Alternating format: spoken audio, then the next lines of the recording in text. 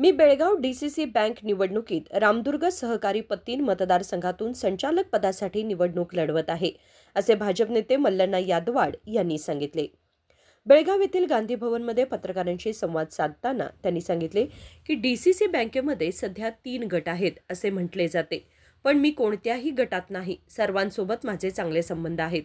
बेळगाव जिल्ಲೆಯ ಮಧ್ಯವರ್ತಿ ಸಹಕಾರಿ ಚುನಾವಣೆ ದಿನಾಂಕ 19 ಜರುಗಲಿದ್ದು ಈಗಾಗಲೇ ಎಲ್ಲ ಕ್ಷೇತ್ರದಲ್ಲಿ ಅಭ್ಯರ್ಥಿಗಳನ್ನು ನಿಲ್ಲಿಸುವಂತ ಒಂದು ವ್ಯವಸ್ಥೆ ನಮ್ಮ ಎಲ್ಲ ಜಿಲ್ಲಾ ನಾಯಕರು ಹಾಗೂ ಪಕ್ಷಾತೀತವಾಗಿ ಮತ್ತು ಜಾತ್ಯತೀತವಾಗಿ ನಿರ್ಣಯವನ್ನು ತೆಗೆದುಕೊಳ್ಳುವಂತ ಸಂದರ್ಭದಲ್ಲಿ ನಾನು ಇವತ್ತಿನ ದಿವಸ ರಾಮದುರ್ಗ ತಾಲೂಕಿನಿಂದ ಎಲ್ಲ ಹಿರಿಯರಿಗೆ ಎಲ್ಲ ಪಕ್ಷಾತೀತವಾಗಿ ನಾವು ಈಗಾಗಲೇ ಸಿದ್ಧತೆಯನ್ನು ನಡೆಸಿಕೊಂಡಿದ್ದೀವಿ। ಈಗಾಗಲೇ ನಮ್ಮ ಈಗಿನ ಹಾಲಿ ಇರತಕ್ಕಂತ ಸದಸ್ಯರು 4 ಬಾರಿ ಆಯ್ಕೆಯಾಗಿರತಕ್ಕಂತದ್ದು ಅದನ್ನ ಮನವರಿಕೆಯನ್ನು ಮಾಡಿಕೊಟ್ಟಿದ್ದೀನಿ। ಬರುವಂತ ದಿನಮಾನಗಳಲ್ಲಿ ನಾನು ಇವತ್ತಿನ ದಿವಸ ಬೆಳಗಾವಿಯ ಮಧ್ಯವರ್ತಿ ಸಹಕಾರಿ ಬ್ಯಾಂಕಿಗೆ ನಿರ್ದೇಶಕನಾಗಲು ಬಯಸಿದ್ದೇನೆ। ಅದನ್ನ ಎಲ್ಲರ ಸಹಕಾರ ಎಲ್ಲ ನಾಯಕರ ಸಹಕಾರ ನನ್ನ ಮೇಲಿದೆ। ಇವತ್ತು ಬಹಳ ಜನರಿಗೆ 2 ಗುಂಪುಗಳದಾವು 3 ಗುಂಪುಗಳದಾವು ಅದನ್ನ ಹೇಳ್ತಿರ್ತಾರೆ, ಆದ್ರೆ ಎಲ್ಲ ನಾಯಕರಿಗೆ ಭೇಟಿಯಾಗಿದ್ದೇನೆ। ನನ್ನ ವಿಷಯದೊಳಗೆ ಯಾವ ಗುಂಪುನೂ ಇಲ್ಲ, ಯಾವ ನಾಯಕರ ಬಗ್ಗೆನೂ ನನಗೆ ಅಸಮಾಧಾನ ಇಲ್ಲ। ನಾನು ವೈಯಕ್ತಿಕವಾಗಿ ಎಲ್ಲರನ್ನು ಭೇಟಿಯಾಗಿದ್ದೇನೆ। ರಾಮದುರ್ಗದಿಂದ ಸ್ಪರ್ಧೆ ಮಾಡಲು ನಾನು ಉತ್ಸುಕನಾಗಿದ್ದೇನೆ।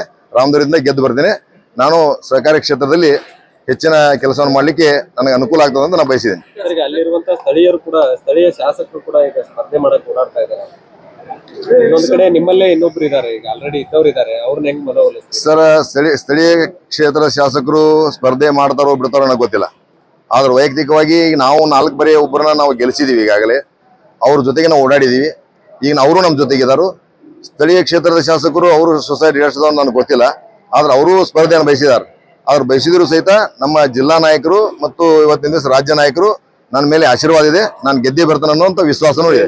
ಮನವೊಲಿಸ್ತೀರಾ ಅಥವಾ ಈಗ ಆಲ್ರೆಡಿ ಒಪ್ಕೊಂಡಿದ್ದಾರಾ ಸರ್? ಮನವೊಲಿಸುವಂತ ಪ್ರಯತ್ನ ಮಾಡೋದಕ್ಕೆ ಹೋಗೋದಿಲ್ಲ, ಯಾಕಂದ್ರೆ ಈಗಾಗಲೇ ನಾನು ಸಹಕಾರಿ ಕ್ಷೇತ್ರದಲ್ಲಿ ನಾನು ಈಗಾಗಲೇ 4 ಸಾರಿ ಈಗೇನ ಚುನಾವಣೆ ಗೆದ್ದಿರ್ತಕ್ಕಂಥ ಅಭ್ಯರ್ಥಿಗೆ ನಮ್ಮ ಸಹೋದರಾಗಿರ್ತಕ್ಕಂಥ ಮಾಜಿ ಶಾಸಕರು ಮಾದೇವಪ್ಪ ಯಾದವ್ ಅವರ ಆಶೀರ್ವಾದದಿಂದ ಈಗಾಗಲೇ ಗೆದ್ದು ಅವರು 4 ಬಾರಿ ಸದಸ್ಯರಾಗಿದ್ದಾರೆ। ಈ ಸಲ ನನಗೆ ಅವಕಾಶ ಮಾಡಿಕೊಡಿ ಅಂತ ಹೇಳಿ ನಾನು ಅಲ್ಲಿ ವಿನಂತಿಯಿಂದ ಕೇಳ್ಕೊಂಡಿದ್ದೀನಿ।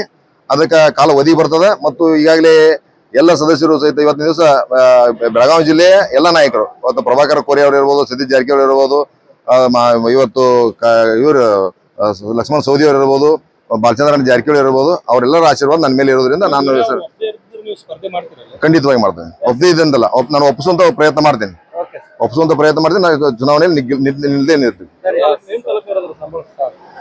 रामदुर्ग पीकेपीएस निवडणुकीमध्ये अशोक पाटील लढणार असल्याची माहिती आम्हाला नाही, मात्र मी सर्वांशी संपर्क ठेवलेला आहे।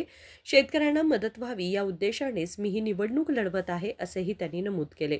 विनोद कोलकार, KMM मराठी, बेळगाव।